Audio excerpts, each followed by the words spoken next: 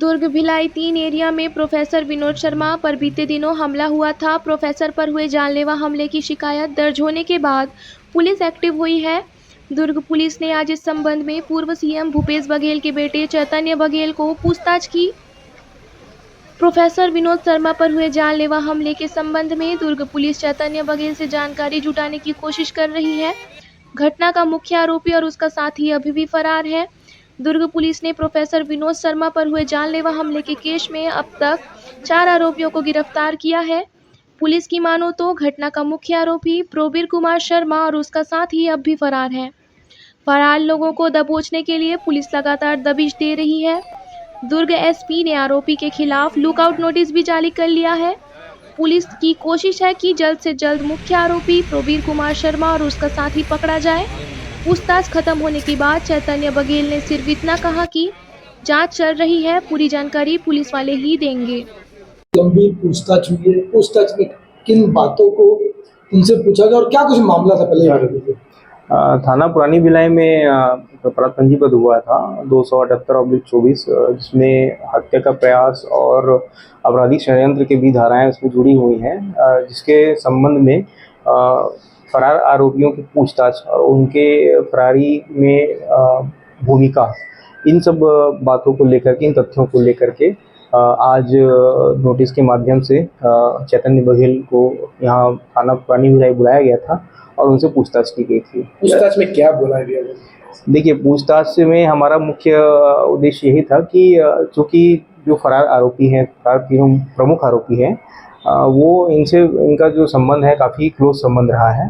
तो उसी आधार पर हम उनके अभी वर्तमान लोकेशन, यदि उनके पास जानकारी हो और यदि अभी जानकारी अगर है तो उनके फरारी में चैतन्य बघेल की भूमिका हो सकती है, उस संबंध में हम लोगों ने उनसे पूछताछ की है। संतोषजनक जवाब आप लोगों को मिला या नहीं मिला?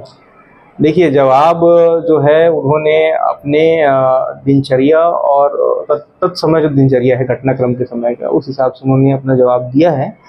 पर हम अभी टेक्निकल एविडेंसेस को उसके साथ मैच करेंगे, उसके बाद ही हम इसमें आखिरी निष्कर्ष पर पहुंचेंगे। डिप्टी बघेल को भी आप लोगों ने बुलाया था पूछताछ के लिए, उनसे क्या कुछ बात नहीं, डिप्टी बघेल जी को हम नोटिस दिए थे कि उनसे पूछताछ की जानी है इस घटनाक्रम के संबंध में।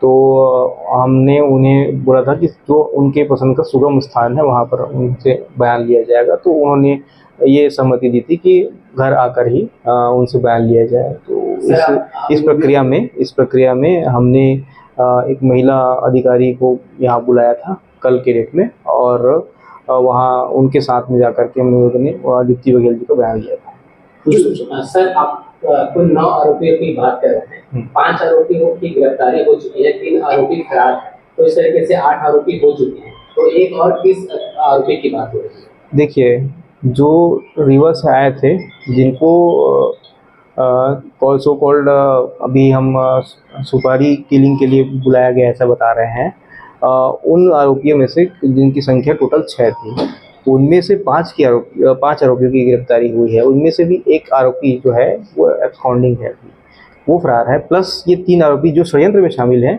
वो फरार हैं। इसलिए कुल मिलाकर के 4 आरोपी होते हैं जो फरार हैं। पुलिस कब तक इस केस को क्लोज कर लेगी? देखिए, ये अभी विवेचना चल रही है। सारे चीज़ों में हम लगातार काम कर रहे हैं। क्लोज होने की बात तभी हम उजागर कर सकते हैं जब सारे आरोपी उसमें पकड़े जाएं। कांग्रेस का आरोप है कि सरकार का दबाव है, किस प्रकार का दबाव आप लोग जो? नहीं, देखिए, आम केस की तरह ही ये केस जो है उसको लिया जा रहा है। इसमें किसी प्रकार की संलिप्तता नहीं है। हमने अपने तंत्र और अपने सिस्टम के अनुसार ही उसमें काम किया है और एज पर लॉ जो है वो कार्रवाई की जा रही है। सीसीटीवी फुटेज चेतन बघेल ऐसा कुछ दिखे?